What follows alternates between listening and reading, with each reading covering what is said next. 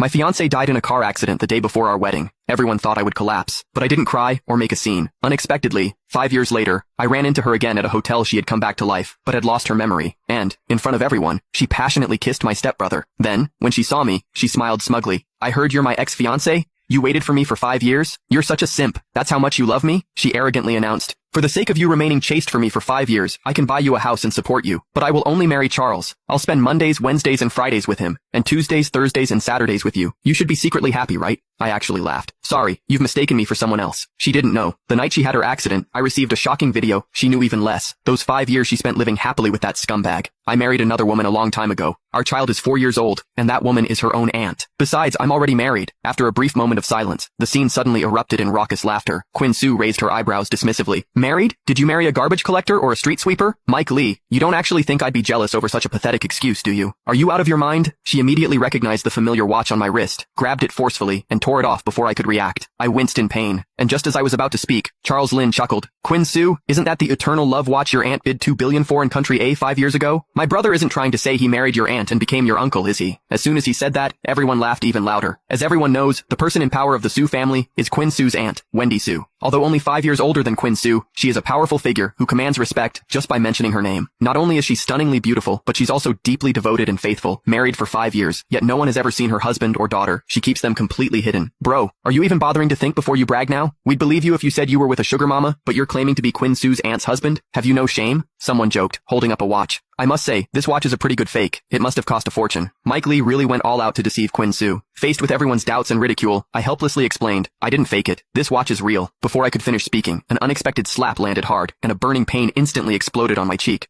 "Are you sick? Why did you have to pick on my aunt? Everyone knows my aunt loves my uncle more than anything. Would she want a second-hand reject like you? Someone even I wouldn't touch? If you don't have a mirror, go take a look at yourself. I hate trash like you who pretends to be cool everywhere. Just because you're jealous I was so blind to have ever liked a man like you. It's so degrading." I covered my face and slowly turned around. Perhaps my gaze was too calm. Quinn Sue suddenly looked away, guiltily. Charles Lynn, however, wouldn't let it go. "Brother, Quinn Sue has amnesia, but is still willing to have an affair with you. You should be grateful, yet you still want to harm her. You know that President Ruin cares most about her husband, and you still dare to impersonate Quinn Sue's uncle. Aren't you just bringing her bad luck? You're so selfish and vicious." Charles Lynn is my stepmother's son. It was the 7th day after my mother's death. Still at the funeral, my dad forced me to accept this brother, a year younger than me, by holding my head down. He's like a persistent ghost, unable to tolerate any beauty in my life. He steals everything he can and destroys what he can't. 5 years ago, Quinn Sue would shield me with her slender frame, coldly rebuking Charles Lynn now. The person before me is still her, but she stands in front of Charles, tossing a wad of cash at me with a disdainful look. "Isn't all this about the money? Pick it up." The sharp paper cut my forehead. Tiny beads of blood welled up.